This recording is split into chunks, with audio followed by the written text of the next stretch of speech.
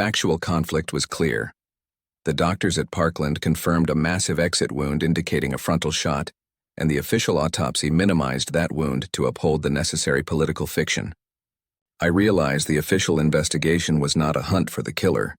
It was a desperate, systematic battle to bury the medical truth. This immediate, malicious suppression of evidence marked the beginning of the crisis of truth, a profound institutional failure that permanently shattered public trust in the American government. The scope of the problem was immense. It was no longer about the two men who fired rifles. It was about the dozens of powerful figures who collaborated to obscure the evidence. The centerpiece of this crisis was the Warren Commission. Formed to investigate the facts, the commission quickly became a political tool designed for one purpose: to legitimize the single-shooter theory and quell the escalating national and international panic. My review of the Commission's procedures revealed a consistent pattern of minimizing, dismissing, or outright ignoring any evidence that pointed away from Lee Harvey Oswald. They had a conclusion: Oswald acted alone, and the entire investigation was geared toward forcing the contradictory facts of the crime to conform to that predetermined political necessity. The crisis was rooted in the betrayal of public trust. The government created a high-profile body to find the truth, and that body actively concealed it. The Commission systematically betrayed the physical evidence I had analyzed. They dismissed the undeniable physics captured on the Zapruder Film, Part 5, forcing the visual reality of the backward motion to fit the forward trajectory of the supposed shot. They accepted the absurdities of the magic bullet, Part 6, demanding that a single projectile inflict 7 wounds and defy the laws of fragmentation, all to avoid acknowledging a second gunman. And they deliberately prioritized the tainted Bethesda autopsy over the honest, immediate observations of the Parkland doctors, Part 7. Every step taken by the official inquiry was an action taken against the facts. The most damning aspect of the crisis was the systematic effort to silence or discredit key witnesses. Any testimony that supported the notion of a shot coming from the grassy knoll, the scores of bystanders who heard shots from the front, the police officers who smelled gunpowder there, was either omitted from the final report or presented with intentional ambiguity designed to confuse the reader. I saw how the system used its authority to isolate and minimize factual dissent. Individuals who stood by their factual accounts were subjected to immense pressure, career damage, and public ridicule. The true scope of the cover-up was revealed not by the lack of evidence, but by the sheer volume of evidence the government had to actively fight, suppress, and destroy to maintain the integrity of its lie. The psychological toll this cover-up took on the country, and on the few honest investigators involved, was devastating. I realized that I was not just dealing with the actions of a single paranoid killer. I was dealing with a structural lie put in place by some of the most powerful men in the country. The scale of this institutional deception is the ultimate source of the horror. It shattered the American public's foundational faith in its own government, and guaranteed that the question of who killed Kennedy would remain an eternal wound. The crisis ended with the publication of the Warren Report, a document that, instead of delivering clarity and closure, only deepened public doubt, ensuring the entire assassination would forever be defined by the unresolved shadows left by the official inquest. The Warren Commission closed its books with a lie, yet the institutional fight to bury the truth only confirmed its existence. I had spent years filtering the official reports from the raw evidence: the Zapruder Film, the Parkland testimonies, the absurdity of the magic bullet, and I knew the single-shooter theory was scientifically impossible. The crisis of truth, Part 8, was the system's failure to contain the facts. The ultimate revelation I reached was the identity of the operational force that possessed both the motive to kill the president and the power to enforce the subsequent institutional silence. The complexity of the crime demanded a solution that satisfied every piece of the political and criminal puzzle. My conclusion was not based on a single confession, but on the chilling convergence of motives I had discovered early in the files. The assassination was likely executed by professional shooters hired by the mafia, facilitated by anti-Castro Cuban exiles and rogue elements within the intelligence apparatus who were desperate to halt Kennedy's policies. This hybrid mechanism, a political hit funded by organized crime, was the only theory that explained every contradiction. The mafia, facing extinction under Bobby Kennedy's relentless legal assault, Part 2, provided the motive, the funding, and the access to professional killers. The anti-Castro exiles provided the ideological rage and the necessary operational cover, having the skill set and the hatred to pull the trigger. The physical reality of the ambush confirms this mechanism. The assassination was designed as a classic Crossfire, the ultimate tactical maneuver to ensure the target's obliteration. The evidence of the rear shot, Oswald's position, was the perfect setup, drawing immediate attention and blame to the most politically convenient scapegoat. But the kill shot, the one that was captured with devastating clarity on the Zapruder film, came from the front, delivered by the professional shooter on the grassy knoll. I concluded that the operation demanded at least two shooters acting in precise coordination, one to establish the initial position, Oswald's non-fatal shot providing the necessary confusion, and the second to deliver the final fatal shot from the frontal position. This crossfire ensured the target was neutralized, regardless of evasive maneuvers, and provided the inherent confusion required to support the single-shooter lie. The true horror of the revelation is that the assassination was a perfect convergence of hatred and opportunity. The fatal rule of exposure, Part 1, the open-top car, the slow, twisting route, was leveraged by individuals who understood the systemic weaknesses better than the president's own security detail. The subsequent cover-up was not initiated by the killers. It was initiated by the government itself, desperate to prevent a panic that could lead to nuclear war. The power of the killers was not military. It was the power of blackmail, forcing the system to prioritize global stability over the factual truth of the murder. The files I studied confirmed that the most terrifying revelation about the Kennedy assassination is that the truth was immediately available, but was deemed too volatile to be tolerated. The revelation of the assassination's mechanism, the crossfire executed by organized crime and political extremists, led me to the most profound and terrifying truth. The conspiracy was executed by bullets, but the cover-up was executed by bureaucracy. The moment the assassination succeeded, the entire structure of power shifted its focus to the final action, the necessary steps to contain the crisis and ensure the terrifying truth of the crossfire remained buried forever. The ultimate price paid was the death of the factual trail. The most critical immediate action taken by the forces of the cover-up was the silencing of the primary suspect, Lee Harvey Oswald. I studied the chaotic footage and reports surrounding his transfer. The failure of the Dallas police to protect Oswald, the single individual whose testimony could have broken the entire conspiracy, was either monumental incompetence or, far more likely, a necessary final step in the plan.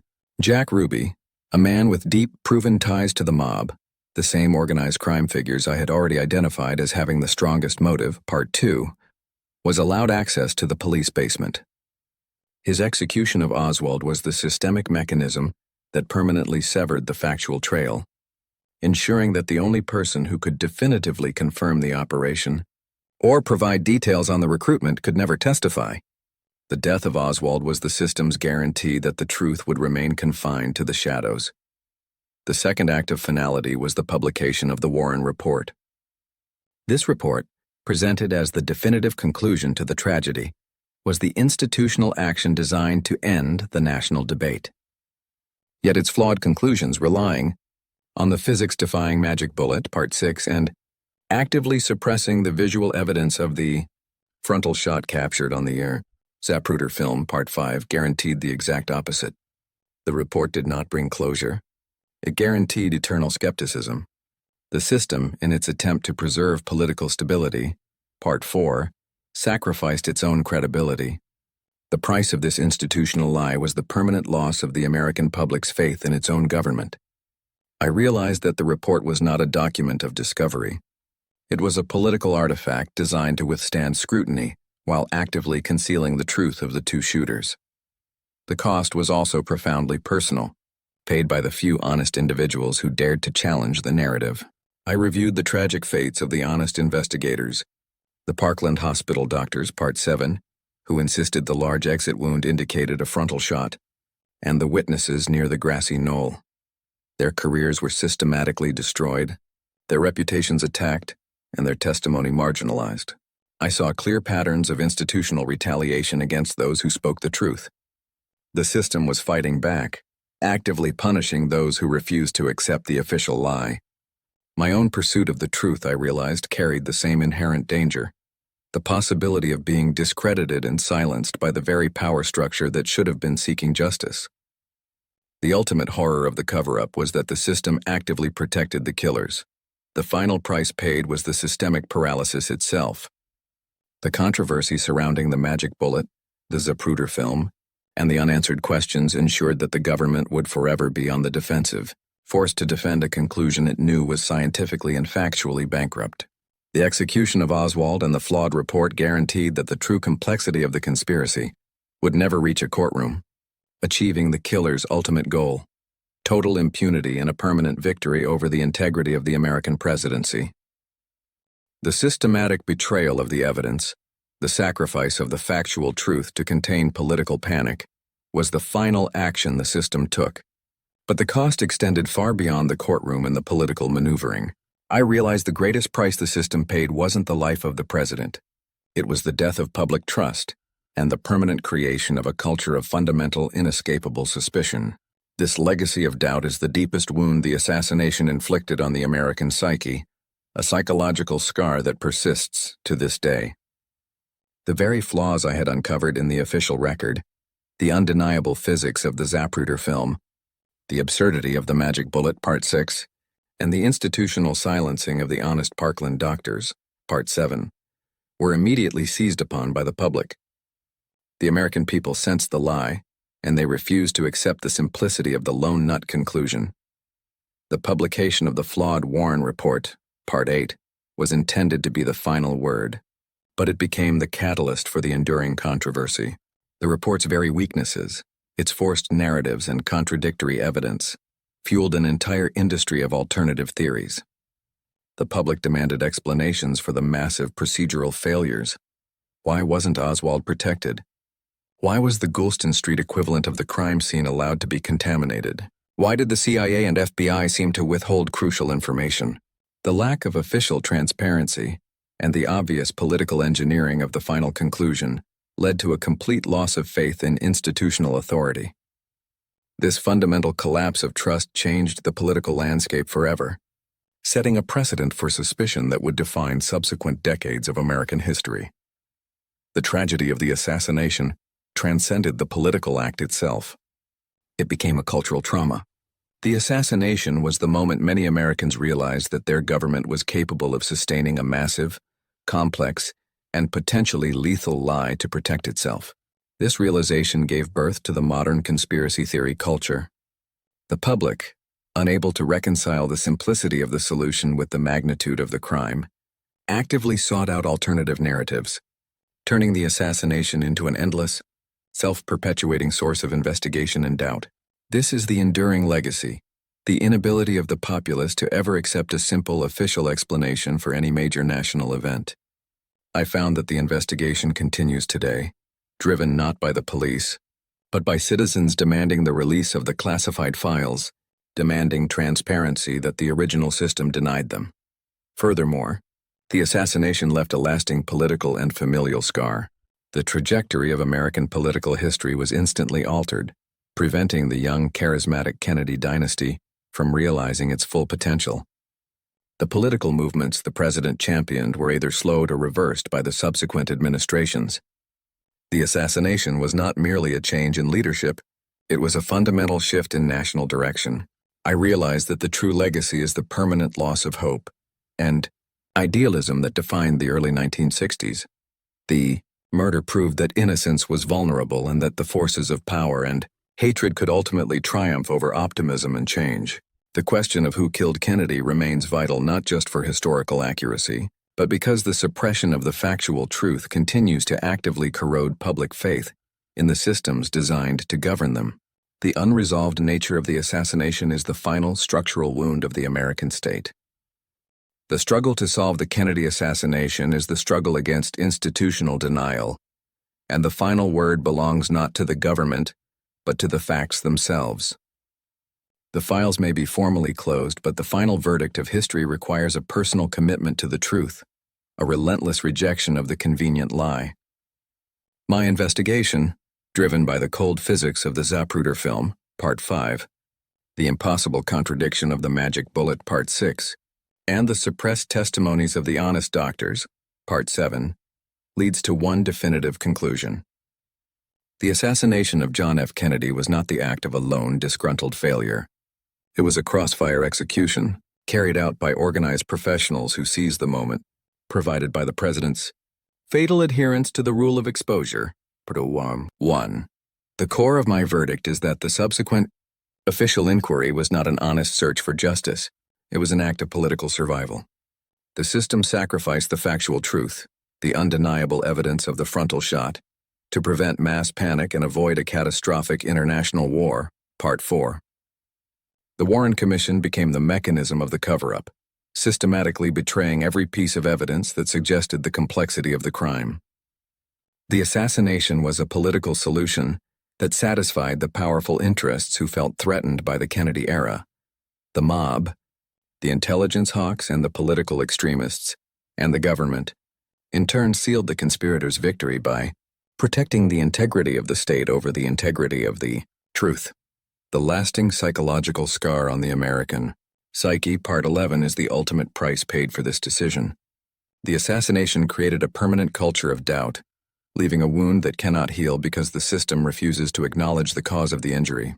The ultimate horror of the Kennedy assassination is that the truth was immediately available, recorded on high-speed film, but was deemed too volatile to be tolerated by those in power. The identity of the actual shooters, the men on the grassy knoll funded by the forces of organized crime and political rage, Part 9, may remain hidden forever within the deep recesses of classified files. But the identity of the conspiracy is clear. It was the collective institutional failure to prioritize honesty over self-preservation. I know that the true struggle is not against the ghosts of Lee Harvey Oswald or Jack Ruby. The struggle is against the living lie that continues to be defended by those who inherited the crisis. The final verdict I offer is a moral one. The murder of the president succeeded because the political structure allowed it, and the cover-up succeeded because the system believed its own survival was more important than the truth. I will carry the burden of this evidence, knowing that the fight against the lie is the only way to honor the memory of the president and the integrity of the republic. The assassination of John F. Kennedy is the definitive case study in institutional betrayal. The evidence has spoken, the physics have spoken, and the only remaining challenge is to force the system to listen. The question for you, the jury of history, remains: when does the price of political stability become too high to justify the suppression of the truth? Let me know your final, definitive verdict on who held the true power in Dealey Plaza in the comments below. Do you accept the official lie, or do you choose the terrifying complexity of the physical facts? If you dare to continue this fight against the official narrative and explore the ultimate failures of state power, make sure you hit that subscribe button and turn on notifications. The truth, though suppressed, is the final act of defiance.